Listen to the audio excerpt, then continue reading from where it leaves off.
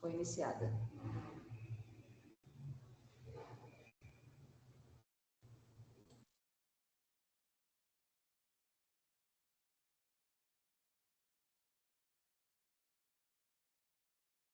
Vamos lá? Então, bem-vindos a mais um evento do Lumen, Grupo Planeta Vegetal, que vai se transformar em planeta vegetal e mineral, pelo que eu ouvi. E queria cumprimentar o Rafa, a Márcia, a Ana, que tocam esse grupo, a Camila, que está sempre no apoio aí, né, Camila? Mesmo nos dias duros. E acho que é isso. Vou deixar a Márcia e a Ana apresentarem a nossa convidada de hoje, a quem eu já agradeço, apoio ao Lumen, e vamos firme que o Lumen está a todo vapor. Boa noite a todos e a todas. Estamos muito felizes de receber a Caroline, que a professora Márcia vai apresentar, professora Caroline, seguindo ou montando uma sequência desse ano em que, por enquanto, ainda é o planeta vegetal, e nós vamos trabalhar com a questão da vegetação, da sustentabilidade e da alimentação. Então, uma pergunta trazida pela professora Caroline, que com a fala dela, acredito será respondida, é parte de uma sequência desse semestre do que vem, em que nós vamos trabalhar justamente com ideias cercando a questão da alimentação e sustentabilidade. Então, agradeço novamente a Caroline pela boa vontade de transferir para essa semana e me reporto à professora Márcia. O professor Rafael é quem vai cuidar das questões e tal mais tarde. Muito obrigada.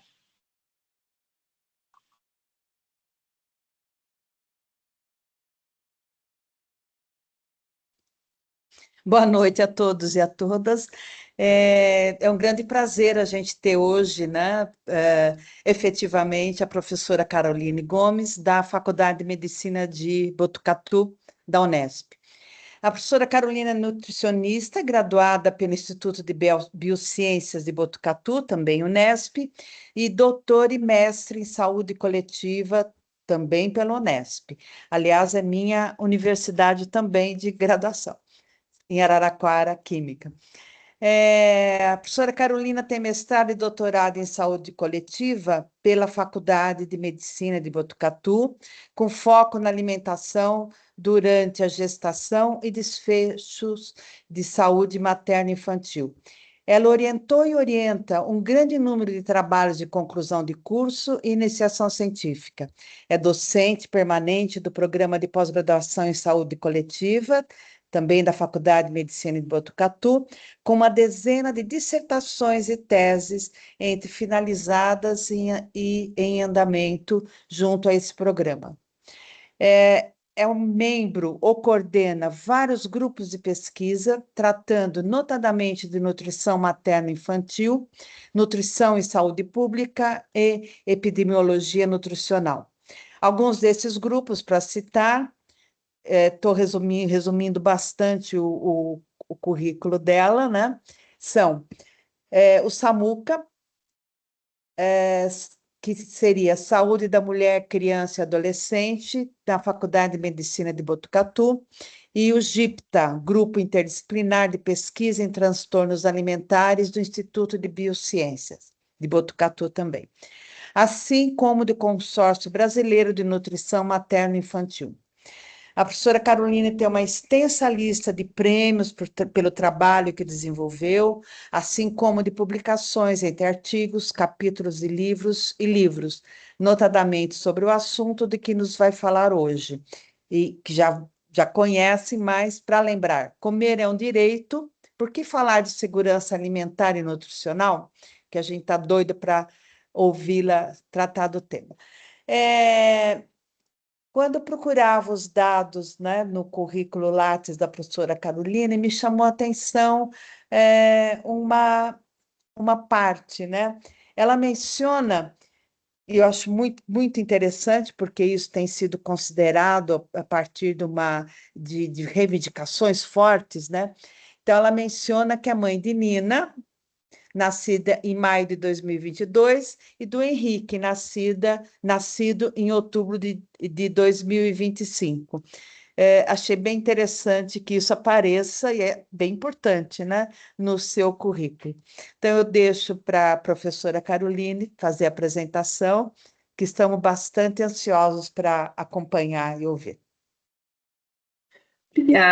Obrigada pelo convite mais uma vez, obrigada pela apresentação, obrigada por estarem aqui novamente em uma outra data, da qual eu quero me desculpar agora que nós estamos gravando mais uma vez, né, pelas intercorrências da semana passada, né, que a internet caiu bem no horário que eu entrei na sala, na realidade, a hora que eu compartilhei, né, a apresentação, a internet de casa caiu. Mas é um prazer estar aqui. É um prazer falar desse assunto. É um assunto do qual eu me aproximei mais recentemente, né, quando duas ex-residentes da saúde da família aqui do Unesp vieram me procurar. Eu tinha feito um trabalho pequeno em um município aqui próximo sobre segurança alimentar e elas falaram, professora, a gente quer investigar a segurança alimentar aqui em Botucatu. E eu falei, nossa, comecei já a pesquisar isso. Eu tinha um projeto escrito de um dos concursos que eu tinha prestado, eu falei, vamos colocar no campo, né? E aí falei, se vocês toparem, eu topo também. E aí foi que eu me debrucei nesse tema de estudo, mergulhei um pouquinho mais nos últimos 3 anos, né? Eu vou trazer um pouco desses dados daqui de Botucatu, né? As meninas acabaram de defender, elas defenderam agora em fevereiro, a Carol e a Vanessa. E foram para o doutorado comigo. Então, é um prazer falar desse assunto. E eu, como nutricionista, a minha base, né, o que eu acredito muito, porque a gente às vezes fala de nutricionista, as pessoas pensam em dieta, em restrição, e não pode, né? Para mim, a base, as pessoas têm o direito de comer. Se a gente não tem o direito de comer, como é que a gente vai falar de limitação, né? A gente extrapola para um caminho e tem muita gente que não tem escolha, que a gente parte por orientações nem sabendo se as pessoas têm acesso ao básico. Então, para mim, isso é essencial. Então, é um prazer estar aqui. Eu estou tentando compartilhar minha tela de modo que eu veja vocês. Então, se vocês quiserem me interromper, falar, conversar, fazer uma conversa, eu me sinto até mais à vontade, né? Ainda que a gente tenha acostumado um pouco a fazer reuniões para tela, mas se vocês quiserem me parar, enfim, fazer comentários, a gente vai fazendo juntos, tá bom? Vocês estão vendo meus slides? Sim? Então tá bom, né? Então eu já fui apresentada, da qual eu agradeço, né? Apresentada dos meus filhos, sim, eu acho muito importante, porque, né, quem é mãe sabe o quanto que a carreira muda e quanto que isso demanda da vida de um pesquisador, de uma professora, quanto isso muda, né? E então os meus filhos também são extremamente importantes para essa carreira também que eu sigo aqui, e o quanto que, né, eles estão aqui do lado, espero que eles continuem ali quietinhos enquanto a gente está conversando aqui. Bom, vamos começar então. Quando eu trouxe, né, sugeri esse título de Comer é um direito estabelecido por lei mesmo, né? É um direito que ele aparece, mas a gente for pensar, nossa, Carol, tá lá faz muito tempo. Não, gente, ele não tá lá faz muito tempo, né? A gente tem a Política Nacional de Alimentação e Nutrição, ela tem 2 revisões, né, em 1999 e 2013, e ela traz a alimentação como uma dimensão estratégica da saúde pública. A gente tem só em 2006, ou seja, há 20 anos, ou seja, isso é muito recente, né? A Lei Orgânica de Segurança Alimentar e Nutricional, uma lei que a gente conhece como LOSAN, que cria o sistema de segurança alimentar e nutricional e reconhece o direito humano à alimentação e nutrição adequada, né? Que vem com essa sigla aqui de DHANA. E só na emenda constitucional número 64 de 2010, ou seja, há 16 anos apenas, a alimentação passou a integrar formalmente o rol dos direitos sociais previstos no artigo 6º da Constituição Federal, portanto, adquirindo esse caráter constitucional. Vamos pensar, né? Podia pensar que estava desde a Constituição de 88? Não, né? Estava ali permeando, mas como lei mesmo, só ali na emenda constitucional de 2010. O que é por definição, segurança alimentar e nutricional, né? Então, o que que o Brasil define como segurança alimentar e nutricional? Então, essa frase aqui é muito clássica, né? Que está até entre aspas, que não é minha, que é o que está lá, né, estabelecido em lei, que é a realização do direito de todos ao acesso regular e permanente a alimentos de qualidade, em quantidade suficiente, sem comprometer o acesso a outras necessidades essenciais, tendo como base práticas alimentares promotoras de saúde, que respeitem a diversidade cultural e sejam socialmente, econômica e ambientalmente sustentáveis. Ou seja, se a pessoa está precisando para comer, não pagar a conta de luz, isso não é segurança alimentar. Se a pessoa está precisando, ela precisa comprar roupa, mas ela está deixando de comprar porque ela precisa comer, isso não é segurança alimentar, porque isso também é uma necessidade básica dela, né? Então, esse é o direito, né, de ela ter alimentos de qualidade em quantidade suficiente. Até quando ela vai no supermercado e ela fala, poxa, eu gostaria de comprar 3 tipos de fruta hoje, mas eu só tenho dinheiro para comprar um tipo, ela também não está em plena segurança alimentar e nutricional, porque ela queria ter dinheiro e condições para comprar mais tipos de fruta, por exemplo, mais variedade de fruta. E aí, o que que é, então, se a segurança alimentar, né, se a segurança alimentar e nutricional é isso, o que que é insegurança alimentar e nutricional, que é essa sigla INSAN, né? É quando esse direito humano à alimentação, à nutrição adequada é violado. Então, não é só quando a gente não tem acesso, né, regular e permanente aos alimentos, mas tem questões sociais, econômicas, culturais, biológicas, né? Então, tem uma configuração muito mais complexa, que é difícil a gente medir, né? De a gente colocar uma escala e medir, quando eu falo da insegurança alimentar e nutricional. Então, tem que ter esse caráter muito mais complexo, essa dimensão social dessa questão.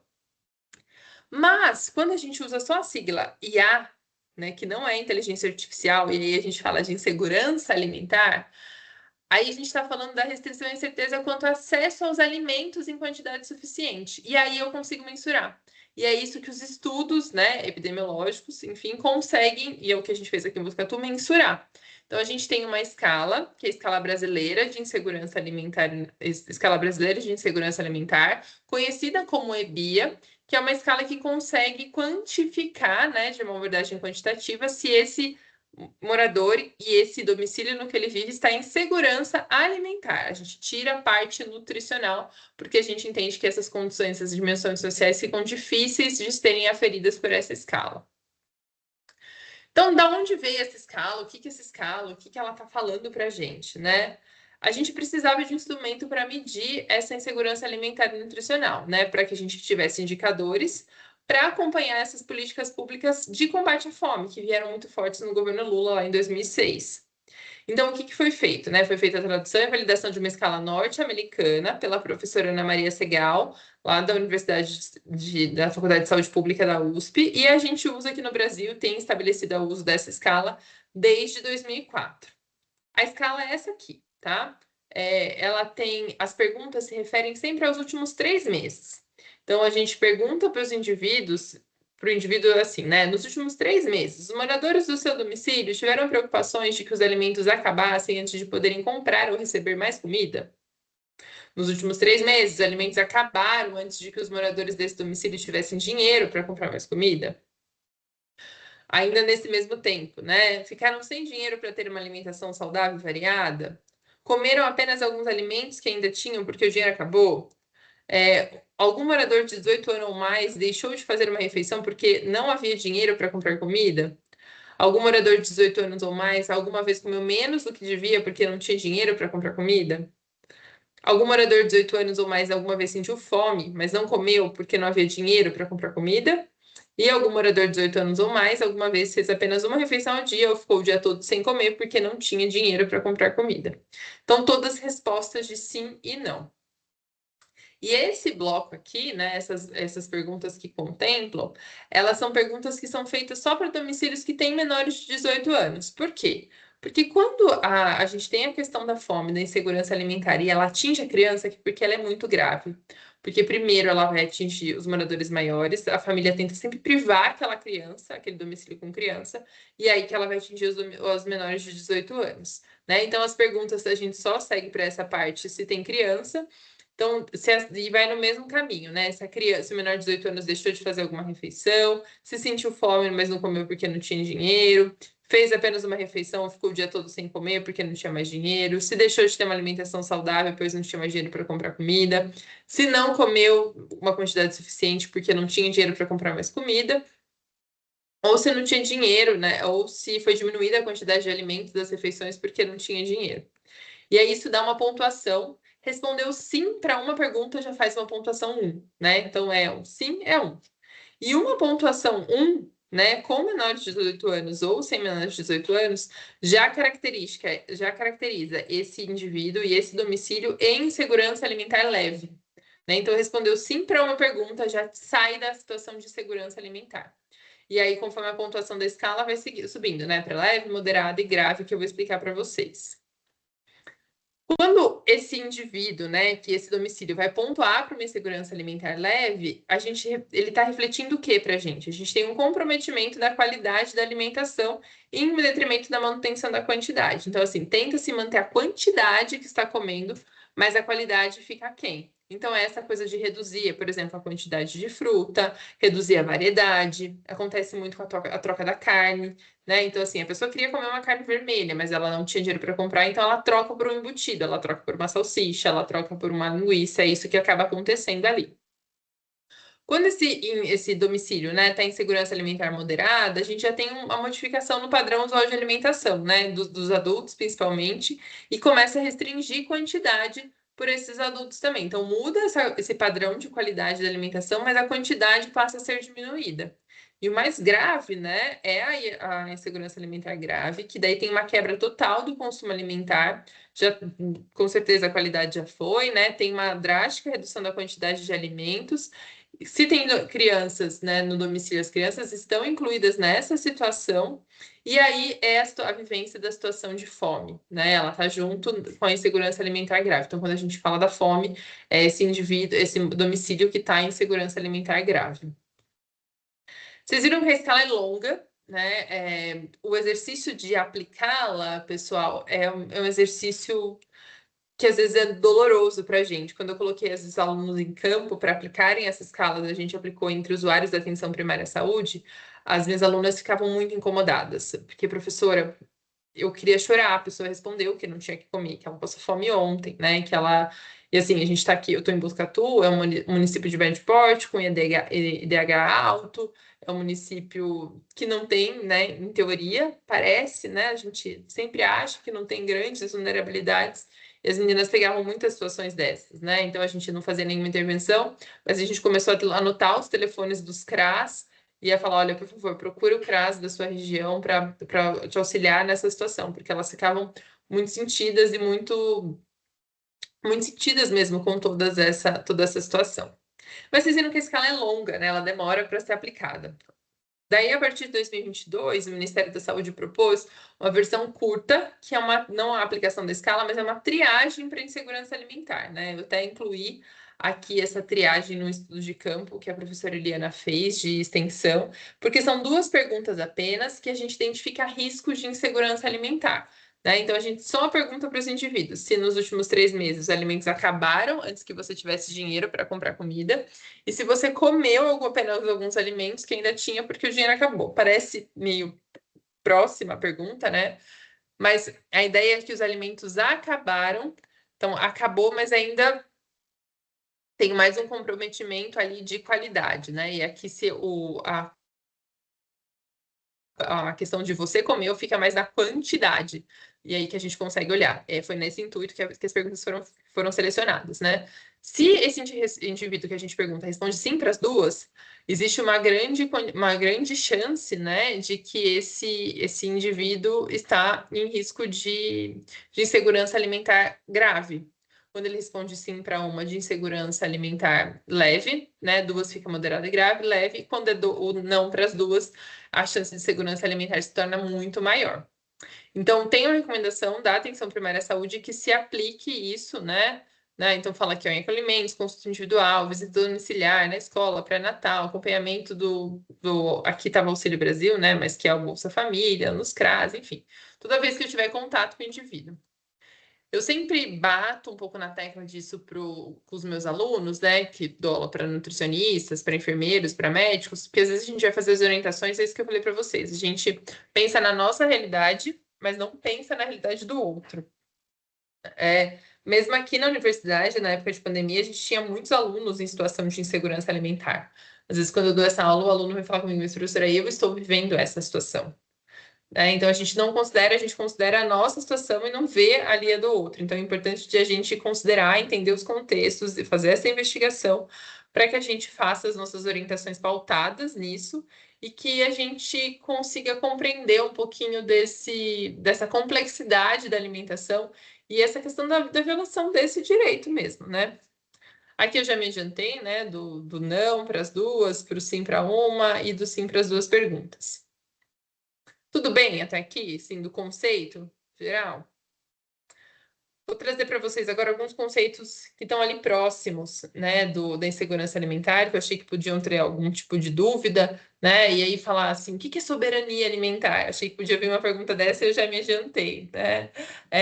Quando a gente fala de soberania alimentar, é que a gente está falando que as pessoas, né, a população, tem o direito, né, de definir suas próprias políticas e estratégias sustentáveis de produção, distribuição e consumo de alimentos, pensando nas culturas, nos locais e no meio ambiente. Não é uma questão de imposição, né? Então, o que eu quero produzir? O que eu quero comer? Né? A gente está aqui no estado de São Paulo, mas quando eu atendi esses dias, atendi não, né? Eu estava conversando esses dias com uma pessoa que veio da Bahia, e aí ela estava me contando muito do quanto ela sentia falta do café da manhã com mandioca, né? Então a soberania alimentar está ali na questão da produção da mandioca ali no seu próprio terreno, porque é isso que ela queria comer no café da manhã, né? Então é isso que faz sentido também, né? A cultura local dela ali. Então, a soberania alimentar fala no foco das pessoas, né? As pessoas como prioridade, a comida como um direito e não como uma mercadoria, a valorização dos produtores de alimentos, né? Então, pensando no apoio aos modos de vida dos agricultores, respeitando o trabalho, fomentando práticas sustentáveis. A questão dos mercados locais, né? Então, diminuindo essa distância entre produtor e consumidor, incentivando os pequenos mercadinhos. O controle local, a autonomia das comunidades sobre a produção de alimentos e compartilhamento de território, sem privatização de recursos naturais, conhecimentos e habilidades, né, valorização da transmissão de conhecimento tradicional sobre a agricultura por meio da pesquisa, e produção agroecológica, né, produção de práticas agrícolas sustentáveis e rejeição de métodos destrutivos como a monocultura industrializada. Então, acho que tem muito a ver com os estudos de vocês, né? Pelo que vocês falaram, da questão da sustentabilidade, da preservação do meio ambiente, né? Então, a questão da garantia da soberania alimentar tem a ver com tudo isso. E aí, no final do ano passado, né, saiu essa notícia, e aí muitas vezes causa um pouco de confusão isso, né? Porque foi uma notícia bastante divulgada, na verdade, uma grande conquista, né? A questão do mapa da fome. Então, se saiu do mapa da fome, quer dizer que não tem segurança alimentar aqui no Brasil, né?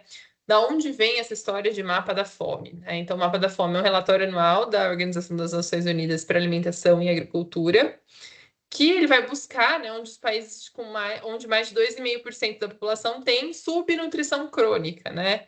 Então tem a questão da insegurança alimentar, mas tem outras coisas envolvidas nessa análise também. Então tem disponibilidade de alimento, a questão do poder de compra, a questão do consumo calórico, né? Enfim.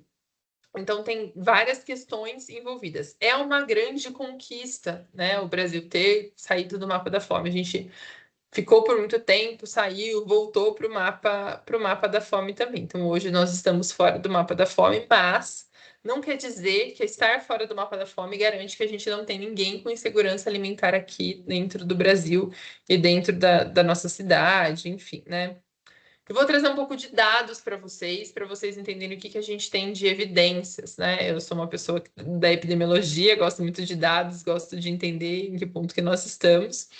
A gente tem uma pesquisa, né, bastante grande, que acontece com bastante frequência, que é a Pesquisa Nacional por Amostra de Domicílios, conhecida como PNAD. E a PNAD, acontece a PNAD contínua, né? Então, essa PNAD-C aqui, que ela acontece continuamente, e ela vai avaliando, aplicando a EBIA, que eu mostrei para vocês, a escala brasileira de insegurança alimentar, e ela vai trazendo dados para a gente de monitoramento, né? E tem outros estudos aqui no meio, a gente tem a POF, que é a Pesquisa de Orçamentos Familiares, foi uma grande investigação feita no Brasil, que também aplicou a EBIA, e a gente consegue ver a evolução disso ao longo dos anos, né? Então, por exemplo, se a gente passar aqui por a segurança alimentar, né? A gente tem a maior nível de segurança alimentar aqui em 2013, e aí cai muito em 2017 e 2018. E aí a gente tem dados que isso começou a cair em 2016, ali na entrada do governo Temer, né? Então é um momento muito drástico para a volta da questão da insegurança alimentar. E ao mesmo tempo que cai a segurança alimentar, sobe a questão da insegurança, da insegurança alimentar. Né? A segurança grave ainda bem é a que menos vem, que tem a menor prevalência, mas ainda a gente tem, né? Se a gente transforma esse 3,2 nos milhões de brasileiros que temos, é muita gente passando fome. Esse aqui é um resuminho da própria PNAD de 2024, né? Então, por situação de segurança alimentar. Então, insegurança alimentar, somando todos os tipos, né? Ela chegou em 24,2, um quarto, por exemplo, dos domicílios avaliados, né?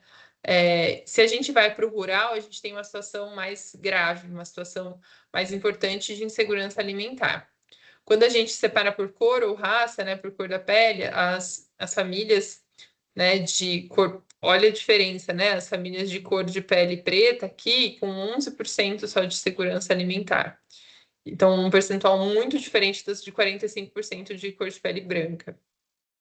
Nível de instrução também é uma coisa que impacta muito, né?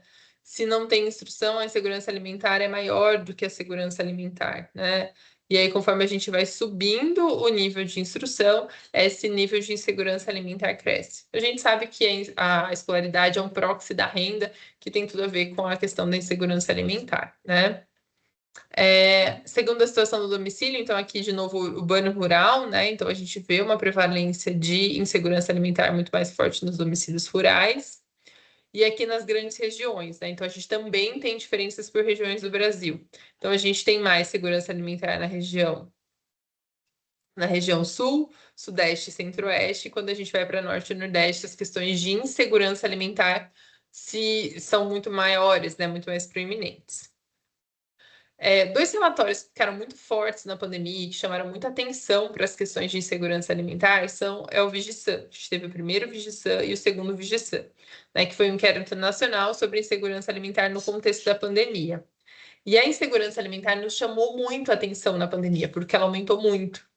Então, todos nós sabemos o que a gente viveu, né? As pessoas perdendo emprego muito rapidamente, com uma incerteza muito grande do futuro, né? E aí a gente teve uma questão da insegurança alimentar muito forte no mundo inteiro durante a pandemia, mas a gente tem esse inquérito aqui no Brasil. E aí a gente chegou na pandemia, para vocês terem uma ideia, né? A níveis maiores de insegurança alimentar do que de segurança alimentar, né? Se a gente somar. Então, se a gente pegar só a segurança alimentar aqui, no primeiro registrado estava em 44%, né? No segundo registrado, que é 21, 22, a gente tinha 41% em segurança, ou seja, 69% estava em insegurança alimentar, de algum nível, né? A maioria era insegurança leve, mas tinha 15% das pessoas em insegurança alimentar grave durante a pandemia, o que é muito sério, o que é muito importante, né? Ainda durante a pandemia, né, para vocês verem onde nós chegamos, a gente tinha uma questão de pessoas de referência do domicílio, então domicílios chefiados por mulheres em pior situação de insegurança alimentar. A questão da cor da pele também, né, quando preta parda, ela também com situações muito piores de insegurança alimentar frente aos domicílios com pessoas chefiadas por pessoas brancas. E aqui, segundo escolaridade, né, parecido com o que eu mostrei na PNAD também, quanto menor a escolaridade, maior os níveis de insegurança alimentar. E aí, uma coisa que me chama a atenção, que foi uma coisa que eu queria estudar, né, e que o Vigista fez, é se isso impactava no que as pessoas compravam, porque isso é o princípio da insegurança alimentar, né? Muda. E aí eles perguntaram isso, né? As pessoas que estavam até as pessoas que estavam em segurança alimentar pela escala tinham questões de reduzido consumo de frutas, né? Tinha gente que tinha não modificado, mas tinha gente que não tinha comprado. E a carne, né? Tinha um percentual muito grande de gente que tinha reduzido esse consumo ou que não tinha comprado, gente, ó, nos últimos 3 meses. né? Então, as pessoas, né, em insegurança moderada ou grave, 70% não tinha comprado carne, 64% não tinha comprado fruta nos últimos 3 meses. Um impacto enorme na questão nutricional mesmo, né? Do ponto de vista de consumo. Então, isso impactando diretamente no que as pessoas estão ali comendo. E aí, para depois a gente abrir, né, que a gente tem até às 7, para a gente poder conversar, eu vou trazer um pouquinho, essa é a minha equipe, as meninas aqui da minha equipe do estudo que a gente fez em Botucatu, que tem esse título, né? Situação de insegurança alimentar, fatores associados, contexto alimentar em município de Médio Porte Paulista. As meninas que estavam na coleta desse dado comigo. Só para vocês entenderem como a gente fez, né? A gente entrevistou 452 pessoas entre julho de 24 e abril de 25. Aplicamos a EBIA, aplicamos um rastreador de consumo, que é de alimentos ultraprocessados, que é o NOVA, investigamos variáveis demográficas. E isso a gente fez nas unidades de saúde. Então, as meninas iam nas unidades de saúde, pegavam as pessoas, convidavam as pessoas, né, que estavam em sala de espera, maiores de 18 anos, perguntavam se queriam participar do nosso estudo. E era assim, né, que elas iam captando as pessoas. A gente fez um cálculo amostral, era proporcional o número de usuários em cada unidade, tinha uma proporcionalidade quanto a sexo biológico também. E a gente encontrou em Botucatu, respondendo a Bia, 54% de insegurança alimentar. Né? E aí um percentual que até nos assustou. Pós-pandemia, né? A pandemia já passou, tem um tempo, e aí a gente encontrou um percentual muito alto de insegurança alimentar, né? 54%, a parte é leve, a maior parte é leve, mas 6,5% dessa população em insegurança alimentar grave. E aí a gente encontrou, né, associações com a renda, com a questão de insegurança alimentar, então quanto menor a renda, maior a chance de insegurança alimentar. Se te recebia pensão, né, se a pessoa é aposentado, é um protetor, a gente entende a aposentadoria como uma questão mais fixa, então uma questão de proteção para a questão de insegurança alimentar. Se a família é assistida pelo CRAS, é uma família em mais risco de insegurança alimentar, né, mais chance, que é um odds ratio. Se recebe o Bolsa Família, também mais chance de insegurança alimentar. Se recebe cesta básica, também mais chance de insegurança alimentar. E aqui, tipo de unidade de saúde, né? Porque em Botucatu a gente tem alguns diferentes tipos de unidade de saúde e a gente tem um centro de saúde escola que acaba protegendo para a questão de segurança alimentar. E aí a gente, aqui eu repeti, e aí a gente avaliou para insegurança alimentar moderada e grave, que são as situações mais importantes, né? Porque leve, vocês viram, se eu falar que sim para uma das perguntas, eu já estou em segurança leve. Então, moderada grave pega aquelas pessoas que estão em situação mais difícil mesmo, né? E aí o Bolsa Família como uma questão de aumentar muito a chance, né, da pessoa estar em segurança alimentar moderada ou grave. E a questão aqui também, aqui foi mais o Bolsa Família, e a questão da unidade de saúde também. Outras questões, né, em relação ao consumo de ultraprocessados, então, no impacto dessa questão da insegurança alimentar. Então, a insegurança alimentar teve associada ao consumo de ultraprocessados, quando a gente foi para análise múltipla, se perdeu, né, mas na análise univariada, ela ficou ali na significância, de modo que as pessoas em insegurança alimentar estavam comendo mais ultraprocessados. E aí, isso é uma coisa que tem aparecido na literatura, que as pessoas em segurança alimentar, às vezes, vão para alimentos até de pior qualidade, muitas vezes por conta do valor. Né? Que hoje a gente tem uma aproximação de preço muito forte dos alimentos ultraprocessados com a questão dos alimentos in natura e minimamente processados. E a gente tem os homens, né, consumindo mais ultraprocessados do que as mulheres. Foi isso que a gente encontrou aqui. A questão de filhos também, né? Quem tem filhos aqui estava consumindo menos ultraprocessado, e quem recebia aqui Bolsa Família eram famílias que também consumiram mais ultraprocessados. E que outros estudos também têm mostrado isso. Então, uma importância grande das políticas públicas pensarem nas ações de educação alimentar e nutricional, pensando na qualidade da alimentação que essas pessoas em tamanha vulnerabilidade estão consumindo também, né? Então, foi isso que eu preparei para a gente conversar. Eu pensei aqui a gente terminar mesmo umas 15 para 7 para a gente ter um tempinho de conversar. Eu agradeço muito, espero ter. Talvez, às vezes é até bom quando a gente coloca mais dúvidas na cabeça, né, de vocês e assuntos para pensar, sim, mas que eu tenha colocado uma sementinha aí de pensamento, de reflexão desse direito e de quando esse direito é violado.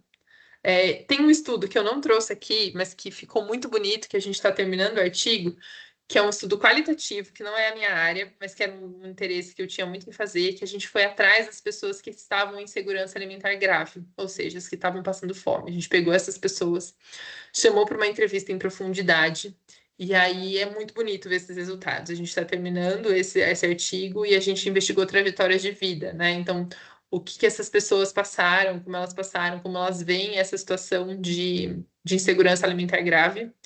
E uma coisa que me chocou, né, que eu posso adiantar, é a vergonha. Elas têm muita vergonha. E a gente discutiu tanto, elas têm vergonha de um direito que é delas, né? Elas estão tendo um direito violado e elas têm vergonha da situação que elas estão. E aí a gente está terminando esse artigo aqui, tá para todo mundo, né, da última revisão, a gente em breve vai submeter, espero que logo ele saia e eu possa compartilhar com vocês. Então, né, de a gente pensar sobre esse assunto. Então, acho que a mensagem que eu quero deixar para vocês é a questão da alimentação como direito, do comer como direito, mas que tantas vezes ele é violado do nosso lado, né, de pessoas às vezes que estão estudando com a gente, de pessoas que estão trabalhando com a gente, com o nosso vizinho, com a pessoa que trabalha na nossa casa, e é um direito que para mim é básico. Para mim não, né? Para a Constituição é básico e para todo mundo é básico.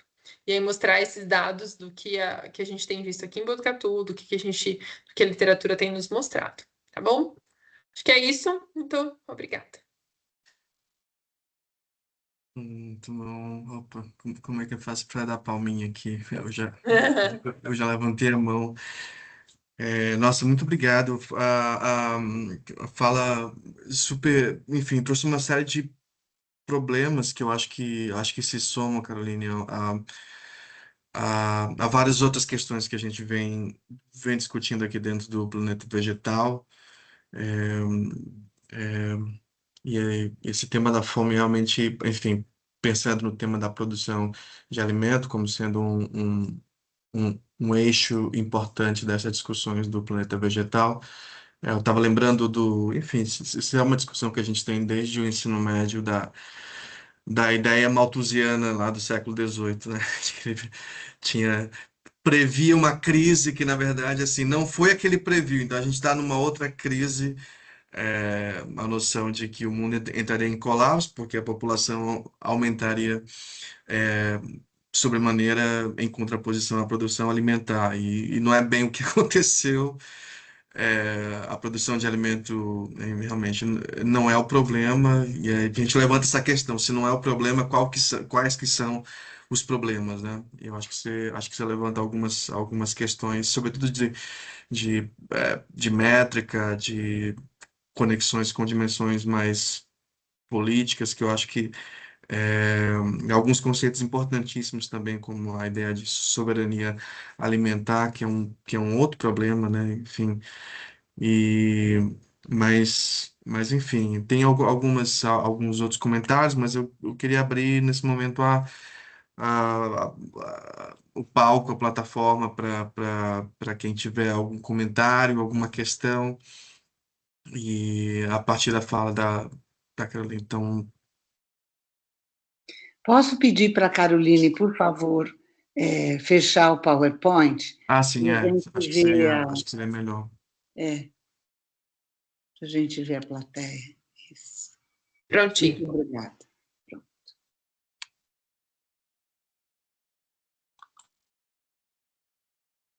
Desculpa, eu tenho algumas, não Vai são lá, Luma. dúvidas. Posso perguntar? Claro, claro. Bom, desculpa se tiver algum barulho de fundo aqui. Parabéns pela apresentação e pelos estudos, eu gostei muito.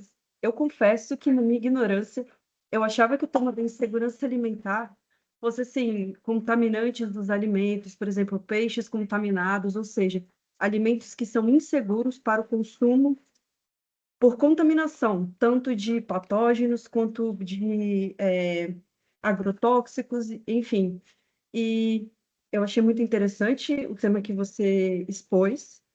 Eu não sei se a minha pergunta é pertinente, mas como a gente está falando de fome e insegurança alimentar, como esses dados que vocês estudam, como vocês analisam as políticas públicas para tentar combater, além de Bolsa Família, se existem projetos, ou se vocês estudaram isso, projetos tanto governamentais para tentar diminuir esse problema, E se vocês têm alguma ideia, talvez, do papel, por exemplo, de ONGs ou de projetos sociais, ou às vezes de igrejas evangélicas ou igrejas católicas que distribuem cestas básicas, se vocês mensuraram isso ou se vocês observaram que o papel dessas, sei lá, instituições faz alguma diferença, é relevante, porque às vezes eu vejo que, por exemplo, algumas pessoas conseguem comer porque conseguem uma cesta básica de uma igreja, por exemplo, ou com doações de ONGs, e se é mensurável, se esse papel é relevante, forte o suficiente, ou se não é. Então é mais ou menos isso a pergunta. Ótimas colocações, Luma. Vou te falar que, né, não, você falou, não é ignorância, não. Essa questão que você ficou na dúvida de patógeno, não, é um termo muito próximo, a gente chama de segurança dos alimentos. Porque no Brasil a gente, né, e aí a gente chama de food safety em inglês, que é segurança dos alimentos, que nutricionista também trata isso, veterinário também, e aí é isso que você falou, né? Se é um alimento, a hora que eu entrei, você estava falando de será que a água está contaminada? Será que esse alimento foi bem preparado? Tem contaminação cruzada? Isso é segurança dos alimentos, que a gente passa por boas práticas de fabricação, né? Por esse caminho. Então, é essa área que trata da segurança dos alimentos. Então, só essa explicação do termo. Ótima pergunta que você fez, né? De se ONGs, eu vou para a última, né? Se ONGs, igrejas, enfim, a gente perguntou isso no estudo, né? Se recebia desses locais e se recebia do CRAS, porque o CRAS seria né, o local como do governo para repasse dessa situação, porque uma pessoa que está nessa situação deve ser encaminhada ao Centro de Referência de Assistência Social para ser assistido e, de alguma forma, sair dessa situação. A gente perguntou, a gente não achou um impacto importante. Você viu que a gente encontrou, por exemplo, que beneficiários do Bolsa Família tinham maior chance de estar em segurança alimentar. E aí, meio que esperado, né? Porque é uma família que está mesmo ali em vulnerabilidade. Mas uma coisa que a gente pega muito, né? E até que é uma peculiaridade de Botucatu, muitas vezes, às vezes o assistente social ou profissional, outras pessoas acham assim, ó, se eu der uma cesta básica, aquela família passa a não estar mais em segurança alimentar. Mas não é isso não é verdade. Por que isso não é verdade? Porque se eu dou uma cesta básica para uma família de 8 pessoas, dura um mês? Uma cesta básica dessa tradicional que eu quero dar? Não dura 15 dias. Né? Uma cesta básica dessas que os municípios fornecem, vem uma dúzia de ovo. Aqui em Botucatu vem 2 latas de sardinha. Assim, do ponto de vista de qualidade nutricional também, eu não consigo cumprir, né? Ela não vai vir com nenhum hortifruti, ela não vai vir com nada. Então, assim, mas a pessoa não vai passar fome. Fome talvez ela não passe se ela comer só arroz, feijão e macarrão, né? Mas, assim, do ponto de vista de qualidade nutricional, também essa cesta básica não vai garantir. Vai ajudar? Lógico que vai ajudar. Lógico que tem que ser fornecido nesses momentos de emergência, né? Mas a gente tem que pensar em ações mais amplas para que a pessoa saia dessa realidade e consiga mudar e escolher o que ela quer comprar, né? Escolher o que ela quer comer e comer aquilo que ela tem vontade, que ela quer. E aí depois a gente vai trabalhar com a educação alimentar e nutricional, que eu falei para vocês, bom, as pessoas estão escolhendo também comer ultraprocessado, não estão fazendo escolhas de boa qualidade, né? Tem todo esse caminho também. Então, acho que é um pouco desse caminho, Luma. E assim, de política pública, né? Por exemplo, aqui em Botucatu, uma coisa que a gente falou, né? O município que eu falei, de médio porte, DH alto, né? Tem uma questão, a gente marcou, pediu para marcar, ainda não marcaram com a gente, uma reunião com a Secretaria Municipal de Saúde para levar esses dados e mostrar, olha, é essa a situação que a gente tem, essa unidade está pior, essa unidade está maior. Está pior nas unidades mais periféricas, onde a gente já imaginaria que tivesse, né? Então, aqui tem uma característica das unidades periféricas serem mais modelo de estratégia de saúde da família, que é onde a insegurança alimentar está de modo pior, né? Então, e aí vai assim muito de cada município. A gente tem políticas públicas mais ampliadas, tipo o Bolsa Família, né, que vão nesse sentido do próprio combate à fome, porque o Bolsa Família pensa muito nisso, né? O governo tem o Bolsa Família muito pensando no combate à fome inicialmente, né, que a pessoa tem dinheiro pelo menos para comprar comida. Mas tem outros auxílios, tem o Vale Gás, por exemplo, né? E tem coisas, às vezes, que o próprio município, o Botucatu, por exemplo, faz um auxílio no Viva Leite para criança, do fornecimento de leite. Então, tem algumas coisas pontuais. Mas a gente tem que pensar bastante no macro mesmo, porque esse é um problema bastante complexo. Obrigado, Luma. Obrigado, Caroline. Obrigada. Temos aqui na sequência a professora Ana, depois o Zé. Muito obrigada mesmo, viu, Caroline? Você trouxe Você trouxe um panorama incrivelmente completo, né? Volumoso e assustador também. Então, uma das características que a gente tem assistido quando os especialistas se aproximam para falar com a gente é que o panorama é sempre pior do que a gente imaginava. Então, eu achei bem interessante, porque você corre em paralelo com a questão da fome, a insegurança. E a fome, quanto mais grave a insegurança, mais é uma fome de verdade e uma fome, quando é mais leve, de qualidade, né? Então, será que dá para mensurar isso? E a segunda pergunta que eu faria porque aí vocês talvez tenham questões mais refinadas ainda do que aquelas que você nos trouxe para a gente olhar o panorama mais geral. E a segunda, quando você falou do pequeno agricultor, né, de quem vai trazer essa alimentação mais in natura, etc., que estaria mais próxima da segurança alimentar, como avaliar isso em contrapartida à sustentabilidade, se é possível? Seriam essas as questões que eu gostaria que você, pelo menos, talvez trouxesse para a gente. Obrigada. Professora, imagina, eu agradeço as perguntas complexas, que eu não sei se eu tenho resposta para todas elas, né?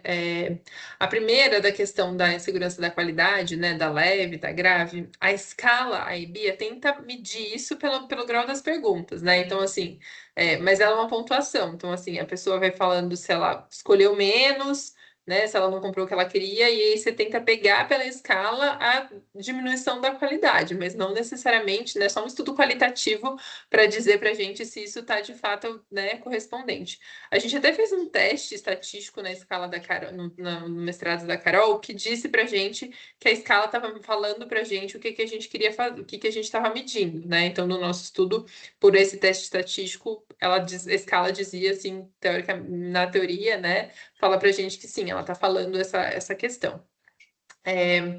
Essa questão da soberania alimentar que a senhora falou, né, do pequeno agricultor e da aproximação do pequeno agricultor com a venda desses produtos, tem uma professora aqui na Unesp de Botucatu que é referência nesse assunto, que é a professora Maria Rita, que trabalha muito com essa questão da soberania alimentar das populações, até com a soberania alimentar dos indígenas, né, ela tem se aproximado muito dessa questão, que é uma pessoa, que é um assunto, se vocês se interessarem, eu recomendo muito uma conversa com ela, especificamente de soberania alimentar, porque ela trabalha muito com isso, e com a população indígena, que é muito interessante.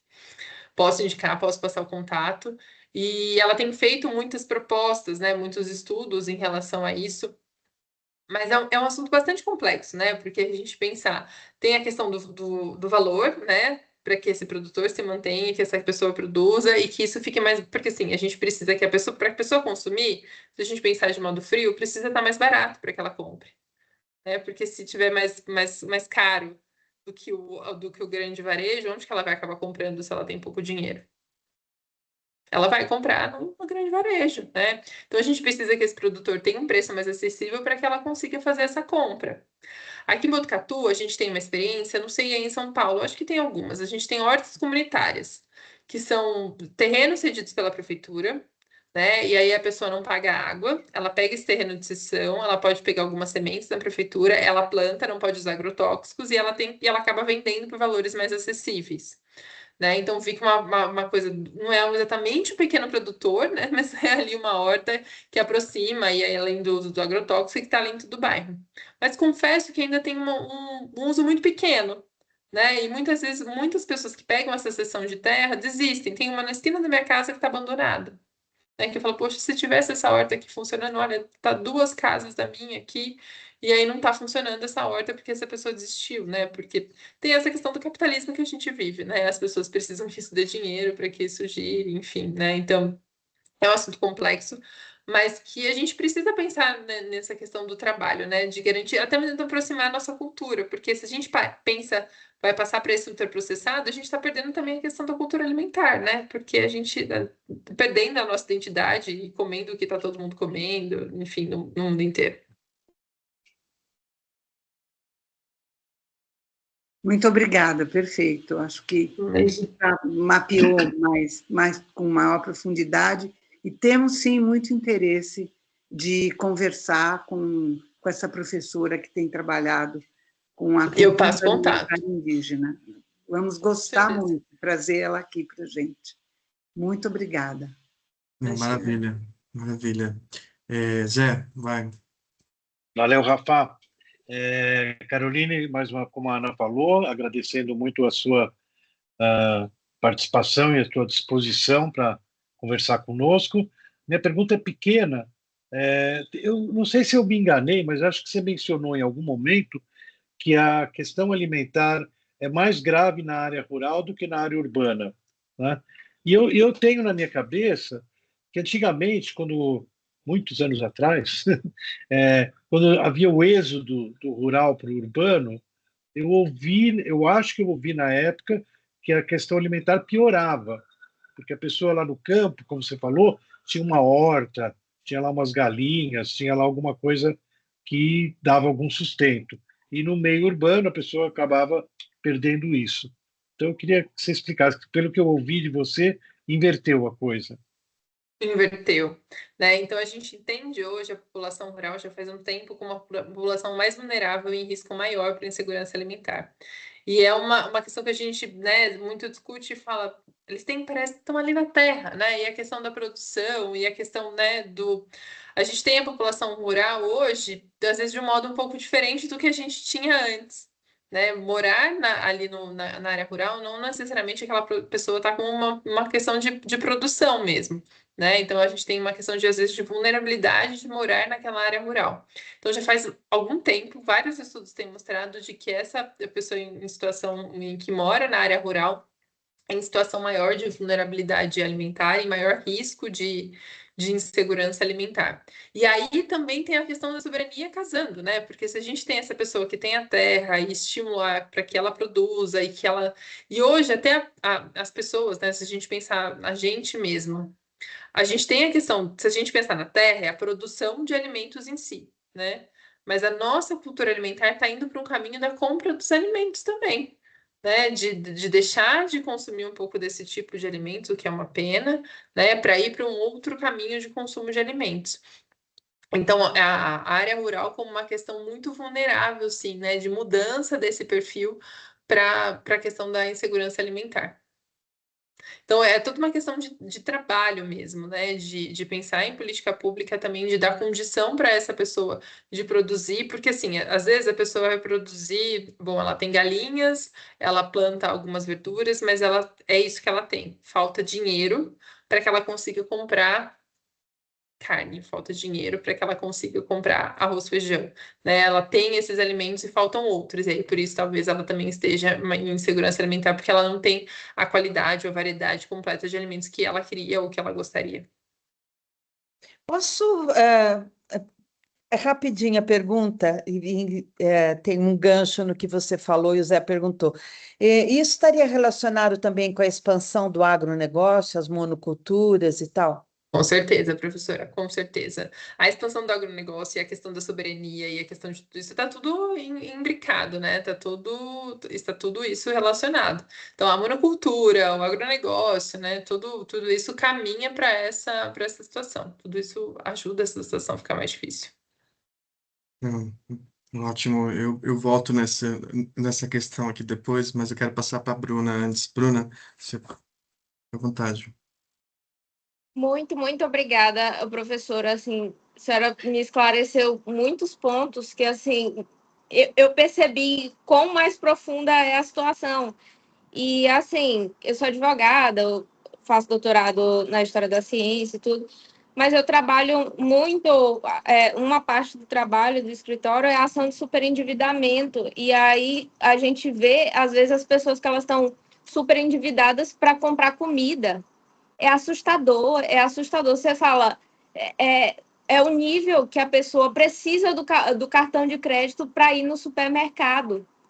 Então, assim, você vê o problema da baixa renda das famílias e o nível de dependência, porque elas não têm outra alternativa, elas precisam necessariamente ir no supermercado para poder consumir, né? Para poder comprar bens para alimentação. E, assim, não tinha me ocorrido que realmente a situação é porque elas estão numa situação de segurança alimentar. Então, me parece que há uma correlação, né, entre o endividamento das famílias e a insegurança alimentar, porque, enfim, hoje em dia a nossa base alimentar é baseada em industrializados. Aí tem todos os outros problemas que tem. Eu li um dia desses sobre a dificuldade de acesso a determinados tipos de alimentos que não sejam industrializados, verduras, legumes, de melhor qualidade. Então, assim, é uma coisa relacionada com a outra. Aí nossa, eu fiquei triste, mas muito obrigada pela exposição. É isso, Bruna. Sabe que eu nunca tinha pensado nisso que você falou, né? No superendividamento para compra de alimentos. Mas é isso, se a pessoa está precisando usar o cartão de crédito no crédito, né? E colocar no crédito para ir para comprar comida, e aí isso vira uma bola de neve, né? Porque ela está nessa situação de vulnerabilidade, que é para garantia do direito, né? Que ela comer. Como é que a gente vive se a gente não come? Então, infelizmente. Não, são, são muitas questões. Carolina, eu queria. Só para Vai lá, vai completar lá. a conversa da Caroline com a Bruna, exatamente, acho que essa semana, ou semana passada, saiu um estudo sobre o endividamento da população brasileira e me chocou que um dos itens é a alimentação, que pendura as pessoas no cartão de crédito, que é o principal fonte de endividamento. Então, bate o que você falou. Bom, e supermercado, quando a gente vai pagar com cartão, eles perguntam: quer parcelar? Hum. É uma loucura, né?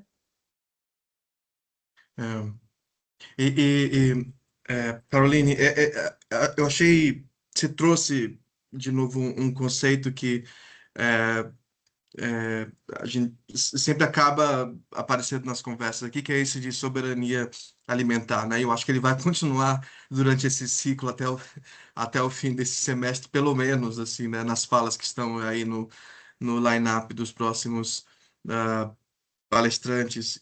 Mas eu achei interessante que você trouxe uma definição de onde veio essa definição, porque assim é uma definição como várias assim que estão previstas na última Constituição. Dá um direito assim, né, dá um direito ao povo escolher, né, escolher os alimentos, né, que em um certo sentido fazem mais sentido, né, para alimentação dentro de um contexto cultural, né, do que se julga sendo mais nutritivo para a família, para os filhos, etc. e tal, né? Quer dizer, existe então assim um princípio constitucional. Eu estou imaginando, por isso que eu perguntei de onde que veio isso, porque assim na prática, né? Quer dizer, como várias outras questões, o que a gente vê assim enfim, aí a gente já trouxe isso também aqui, né? São forças econômicas, e aí a Márcia trouxe o agronegócio mais uma vez aqui, que é um tema que é recorrente, né? Mas como que vetores acabam meio que forçando, né, a alimentação a partir de alguns produtos, né, que assim, se a gente tem um argumento que a gente sempre traz aqui também na conversa, que é assim, a quantidade de grãos que a gente consome, não só no país, mas no mundo, assim, são de, sei lá, 4, 5, 6, né, milho, não sei o quê, arroz, soja, né, enfim, a gente e porcos na China, enfim, quer dizer, então assim, existe esse vetor, né, que acaba, em um certo sentido, sobrepondo esse princípio de uma escolha soberana sobre o que achamos que é mais interessante comer, né? E isso acaba não sendo uma conversa. E esse eu achei um ponto muito interessante na tua fala, trazer o enraizamento, me parece, constitucional nisso, né? Porque a gente já fez muitas análises aqui, ou de outros palestrantes desses outros vetores mais macros, né, que acabam tendo essa influência, mas a gente não tocou ainda com alguma profundidade que existe um lastro, é um direito também, em um certo sentido, né, ter esse tipo de diversidade pautada em uma, sei lá, em uma consulta pública. E por falar em consulta, tem como oferir de como a que pés anda esse processo de consulta do que digamos, o brasileiro quer comer, né? Em um certo sentido, né? Que é uma pergunta importante, né? Enfim. É, sim, esse enraizamento constitucional, Rafael, né? Esse Uhum. enraizamento constitucional da soberania, na realidade, o que tem constitucional é que a alimentação é um direito de alimentação adequada e saudável. O conceito de soberania, de culturalmente, ele não está tão enraizado mesmo na Constituição, não, né? Então, isso não está tão mesmo, ele está mais na definição de soberania, que ela não está tão ali atrelada na Constituição. Ela vem mais separada, vem mais com o direito da alimentação adequada mesmo. Mas como profissional de saúde, a gente tem trabalhado muito, né, principalmente no Sistema Único de Saúde, com a questão do empoderamento e que as pessoas tenham autonomia das suas escolhas. Não do que ela tem que comer o que eu quero, ela tem que fazer o que eu quero. Ela precisa ter informações suficientes para que elas façam escolhas conscientes. Né? A gente trabalha muito com isso. E respeitando a cultura local dela. Então, respeitando a questão de que ela quer comer mandioca no café da manhã, ou se ela quer comer cuscuz porque é da região dela, ou se ela quer comer isso, né? Mas isso mais como profissional de saúde, não como uma questão constitucional mesmo, sabe? Essa consulta, né, do que o brasileiro quer comer, né, não tem muito essa consulta, mas o Guia Alimentar da População Brasileira trabalha muito forte com isso. Ele é de 2014, e ele valoriza muito a cultura alimentar da população brasileira. Então, ele traz exemplos de que a gente tem que entender que no Nordeste é diferente do Sudeste, que a gente tem que valorizar essa coisa. E isso foi um avanço imenso de política pública, porque antes ele era muito, o guia alimentar era muito generalista, assim. E o Brasil ele tem dimensão continental, né? Não dá para eu achar que o que eu vou comer aqui as pessoas querem comer ali, né? Então, o guia é um avanço importante nessa questão. E o guia alimentar trata dessas questões também de sustentabilidade, se possível consumir alimentos de produção agroecológica, né? Ele toca ali já desde 2014 nesse ponto.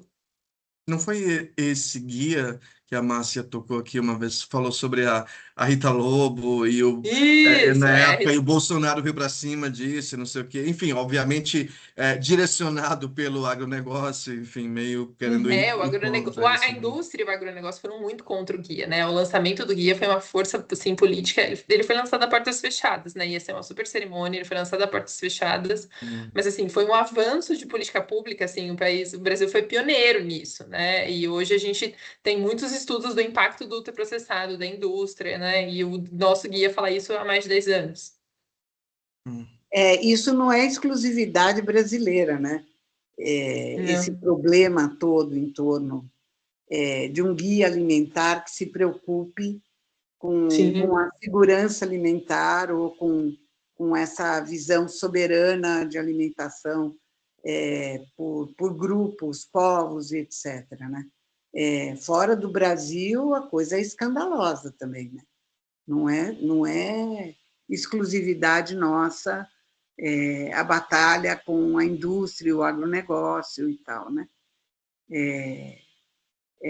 A Márcia trouxe um exemplo outro dia ótimo, foi horrível, mas do ataque que eles fizeram ao professor brasileiro, né, daqui, que parece que criou o conceito de ultraprocessado. Exatamente. E aí eles não queriam que a indústria alimentar internacional não queria que ele participasse do comitê que ia avaliar a questão dos ultraprocessados. Porque ele inventou o conceito. Quer dizer, eles inventam qualquer negócio para poder se livrar. E vamos lembrar que você anda pelo mundo e os ultraprocessados vão caminhando junto com você, né? Você vai encontrando verdadeiros quadros de horror em lugares como a Suécia, a Inglaterra, os Estados Unidos, os acadêmicos comendo muita maçã com com bichinho e tal, mas o povo, em geral, comendo coisas que você não acreditaria. Então, a indústria alimentar internacional é um horror. E é bom que a gente saiba disso, porque a pressão não é só no Brasil, né? Enfim, não é isso mesmo? Sim, né? Ela está em todo mundo.